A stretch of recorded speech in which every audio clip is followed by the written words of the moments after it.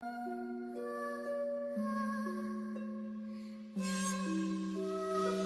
beautiful life taken far too soon. 15-year-old Sharmini Anandavel wanted to save up some spending money to buy new shoes to wear to her upcoming 9th grade graduation. That's why she left her family's Toronto apartment in June of 1999, headed to what she told her parents was a new job. She never returned. It would be 4 months before her body was found, in a shallow grave beside the Don River. During that time, conflicting accounts of her last days came to light. Her parents were under the impression that a neighbor had set her up with a job, but by the time they went to his door, Stanley Tippett and his family had already moved out. Different people saw her in different places on the day she disappeared, but no one knew what Sharmini was doing in her last hours of life. The search for her brought out dozens of volunteers and police officers, as well as helicopters searching the neighborhood. But it was a father and son who were out for a walk in the nearby parkland that found her body months later. By then, her bones had already been strewn about by coyotes, and any hope of obtaining DNA from her killer, or even determining a conclusive cause of death, was long gone. In spite of this, both the police and Sharmini's family were pretty sure that they knew who had killed her. Even before her body was found, fingers were pointing at Stanley Tippett, the neighbor who had allegedly helped her find the job she was headed to when she went missing.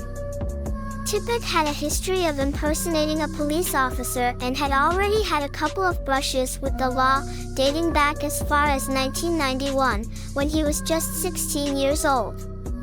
Born with Treacher-Collins syndrome, Tippett had a sunken facial structure and lopsided ears that, according to his mother, led him to be bullied by classmates and neighborhood kids when he was younger. By the time Sharmini Anandavel went missing, Tippett was in his early 20s, living downstairs from Sharmini's family with his own wife and toddler. At the time, he claimed to have a relationship with many of the children in the building, often taking them swimming at a nearby pool. Sharmini had been tight-lipped about the nature of her new job, at least where her parents were concerned. And maybe for good reason, as her friends were under the impression that she was going to work undercover for a police anti-drug operation. When authorities searched her room, they found a bogus application for something called the Metro Search Unit, not a real police operation at all. All these things and more pointed to Tippett, but all were circumstantial. There was no way to directly connect Tippett to the application found in Sharmini's room or to her death. No one had seen him with her on the day she disappeared, and there was no forensic evidence linking him to the crime. Tippett apparently sold his car to a junkyard for just $10 shortly after police first interrogated him, but though the authorities were able to seize it before it was destroyed, they found no evidence inside to link him to Sharmini's death. Ultimately, police had to let Tippett go, and the case remains technically unsolved, classified as a cold case more than 20 years later. When I retired, I found myself apologizing to the Anandavel family. Matt Crone, one of the lead investigators on Sharmini's case, later told CBC News. I think they deserve resolution for this, which they haven't had, which nobody's given them. Though Stanley Tippett was never charged in Sharmini's death, he had several more encounters with the law in the years since, one of which ultimately landed him indefinitely behind bars. Tippett and his family moved from Toronto to Ontario following Sharmini's disappearance, and there he was accused of stalking on several occasions, eventually given a short stint of jail time for harassing a neighbor.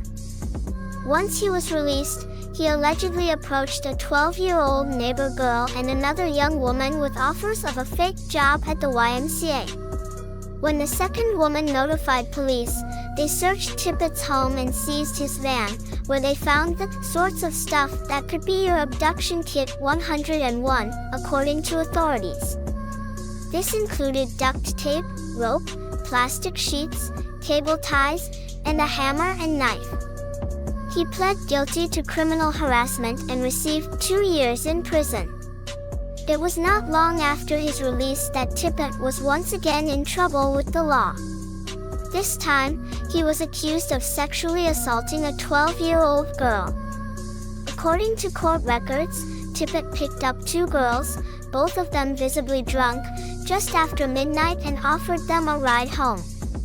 After dropping one off in the park, he allegedly assaulted the other. Police answered calls from concerned citizens who said they heard someone screaming. Tippett's story was that he had been carjacked by 2 men, who were the actual perpetrators of the attack.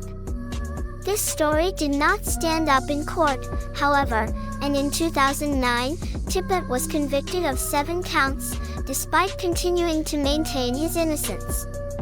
He was classified as a dangerous offender and denied parole as recently as 2018. To this day, he likely remains behind bars. The arrest and incarceration of Stanley Tippett may well keep a dangerous predator off the streets, assuming the allegations against him are accurate. And yet, it does little to shed light on the tragic death of Sharmini Anandavel. Tippett continues to maintain his innocence in that case, as well. In interviews, he refers to it only as the Don Mills incident for the neighborhood where he and Sharmini lived at the time, and doesn't use Sharmini's name. As for the authorities, while investigators like Matt Crone may be absolutely certain that Tippett is the culprit, they have never had enough evidence to charge him in Sharmini's death, and it's possible that they never will. So for now, Sharmini's murder remains classified as a cold case, listed as Homicide 36 for 1999, and both authorities and Sharmini's family must live without the closure that a charge against Tippett, or anyone else, might bring.